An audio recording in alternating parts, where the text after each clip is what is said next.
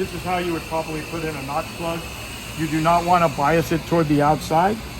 You want to make sure you're to the inside of the chamber, approximately 3/16 of an inch or so. So when you close the door, you do not end up with the air going into this section where it will allow more of the air to hit the P-strip. So when you close the door, you want it to come up against your gasket pan, and then you can close the door and latch it.